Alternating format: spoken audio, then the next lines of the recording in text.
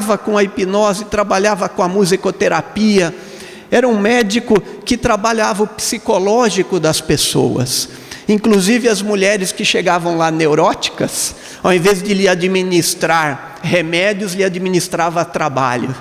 Olha, por que você não vai entregar brinquedos às crianças pobres de Paris? Por que você não vai trabalhar com a irmã tal, no orfanato tal? Então ele fazia com que as mulheres se ocupassem, porque na realidade ele sabia que doentes mesmos tinham poucas. As questões eram psicológicas. E Axel Munthe então começou a ter um nome muito famoso e tratava a todos em Paris, e gente vindo de toda a parte do mundo.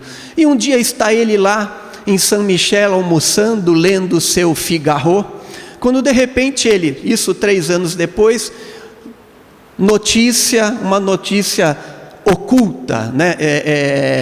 Uma informação, um caso obscuro. Aí ele começou a ler: foi presa nessa manhã a Madame Requien, que mora localizada à Rua Gruyère, que juntamente com um médico estrangeiro que fugiu, foi acusado de morrer em suas mãos uma pequena jovem e de sumir com crianças procuradas. Naquele momento ele se lembra do ocorrido há 3 anos atrás, e aquilo bate nele, toda a sensação, toda a memória lhe volta e consegue, e vai retornando cada detalhe. Aí ele se lembra que a mãe em delírio dizia John, John, mas ele pouco teve tempo de olhar para aquela mulher. E ele se sente culpado, porque ele a abandonou, da mesma forma que o marido, ou quem seja que gerou aquele filho naquele momento de dor. E ele então sai de lá desesperado, corre para a prisão onde está a madame, encara e pergunta: onde está a criança? Eu quero saber da criança, eu quero saber do broche. E aí a mulher diz: olha, não me lembro mais, eu tenho os meus registros são muito confusos. Ele falou: bem, se você em 48 horas não me apresentar aonde está essa criança e me devolver o broche, eu farei com que você seja condenada pela morte de muitas crianças e o desaparecimento de uma mulher.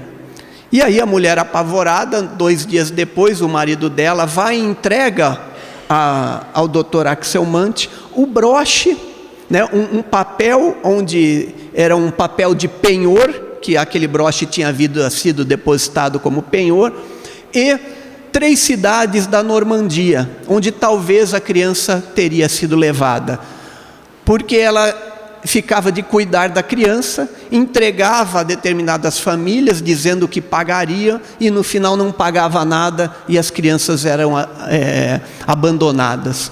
E aí ele, que sabia que era um homem de sorte, falou: não é possível, eu tenho que resgatar essa dor, essa questão que ficou em mim, e de toda maneira manda cartas para os regedores daqueles locais, e depois de meses apenas um responde dizendo: acho que encontrei a sua criança. Então era um período, já véspera de Natal, ele resolve ir até a Normandia, e no dia 25 de dezembro, no Natal, ele chega até aquela pequena casa onde morava um casal de sapateiros. Adentrou a casa, que estava totalmente isolada, e lá chegando encontra aquela criança de olhos azuis, magra, com o ventre 2 vezes maior que o seu corpo, a pele em osso. Com medo foi correr para debaixo da cama, onde ele a resgatou, onde nas mãos comia apenas uma batata crua, praticamente nu. Ele espera, entra o pai nervoso com a mãe, e já reconhece que alguém estava a buscar a criança. E o pai então diz: pode levar esse traste. Madame Requien ficou de me mandar o valor para que cuidasse dele, e isto só me deu desgraça e trabalho. E então é entregue a ele a criança, e a mulher desse homem então fala: pode ir com o seu pai, porque afinal os dois tinham olhos azuis. Ele não questionou muito. E chegando à cidade, ele encontra o padre da cidade, em que o padre fala: graças a Deus que o senhor voltou atrás, que veio buscar o seu filho. E ele falou, de novo, ele falou: não vou discutir, eu preciso levar essa criança. Cobriu-a e levou até Paris. E lá chegando, deixou por uma noite numa casa de irmãs que ele conhecia, apenas para passar a noite. No outro dia as irmãs iriam arrumar um lar para ele ficar. Ele foi lá, acompanhou esse lar e falou para o casal que o que fosse necessário ele ajudaria. E durante um ano essa criança ficou lá, mas não se adaptava. Era uma criança extremamente triste, com problemas de saúde. E num determinado momento, um ano depois, quase que na véspera de Natal, a mulher entra dentro do seu consultório nervosa e fala: eu estou devolvendo o seu filho. E todos que estavam ali se assustaram e falaram: como o doutor Axel Munthe, que é uma pessoa tão correta, abandonou uma criança? E ele pega essa criança e começa a cuidar dessa criança. E aí dá a sua criada, que por um período fica cuidando dele, e ele continua trabalhando, gostaria até de tirar uma férias, mas não consegue, e é convidado por uma pessoa muito importante da Inglaterra, que vá até a Inglaterra, porque foi indicado por uma outra pessoa, que só ele curaria aquela mulher. E ele vai então até Londres, e lá encontra uma senhora que na realidade não tinha doença nenhuma. Ele dizia então que todos os médicos que estavam ali ao lado dela eram tão pessimistas, que não havia como a mulher voltar à vida. Que ele falava que a pior coisa de um médico é quando ele é mais pessimista que o paciente. E a mulher estava morrendo não por doença, mas pelo pessimismo daqueles que estavam com ele. Ele simplesmente chegou para ela e falou assim: a senhora esta noite não precisará tomar morfina, não sentirá nenhuma dor, dormirá e amanhã acordará bem. No outro dia, minutos depois, a mulher dormiu, acordou no outro dia feliz da vida, falando que estava salva. Foi um milagre. Aquilo correu a 4 cantos que realmente o Dr. Axel Munthe era um santo, mas ele sabia que não era. E aí a mulher pede para ele que por favor que fique, que atenda uma cunhada, que também estava muito triste, muito doente, não se recuperava, vivia sempre cansada, e ele, muito a contragosto, resolveu por educação ficar ali. E aí tomou todas as informações sobre a mulher, ao qual eles diziam que ela não gostava de médicos, e que não se sentia à vontade, e que a única coisa de bom que ela fazia era algumas vezes visitar alguns orfanatos em Londres. Aí marcaram no outro dia, acertaram para que ele não estivesse ali como médico, mas como um amigo. Sentou-se ao lado dela, né, ajeitado pelos amigos, e ali chegando, ele começa a conversar com ela, e resumindo, né, convida-a para conhecer alguns orfanatos em Paris, e disse: a senhora não tem nenhuma doença, o que lhes falta é apenas ser mãe. E ele retorna então para Paris. Retornando para Paris, já com saudades do pequeno John, que passava a dormir ao lado do seu quarto, começa então a viver como um pai. E como todo mundo falava que ele era filho dele, ele até quase que acreditou que era o pai.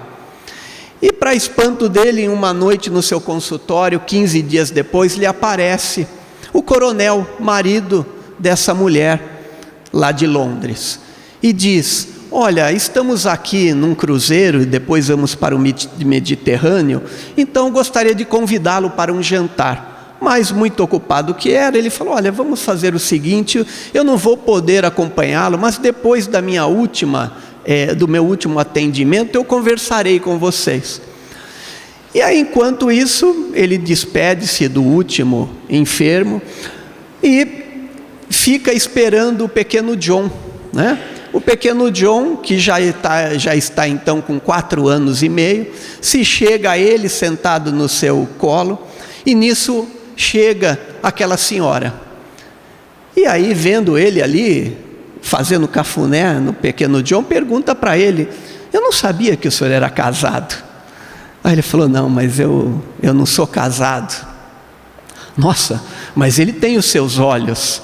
Aí ele falou: bem, eu nem discuti mais, porque o padeiro achava que era,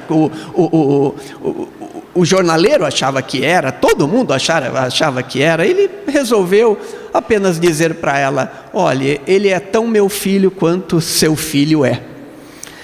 E aí é uma criança muito triste, não ri, jamais disse mamãe. E aí ela começa a brincar com a criança e ali vai ficando.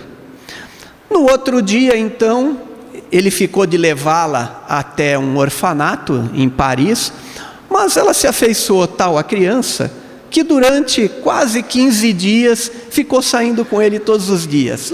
Comprava presentes, levava ao Parque Monceau para passear e ficou ali todo aquele tempo cuidando daquela criança, até que um dia, infelizmente, era uma criança mirrada, com problemas de saúde, e que foram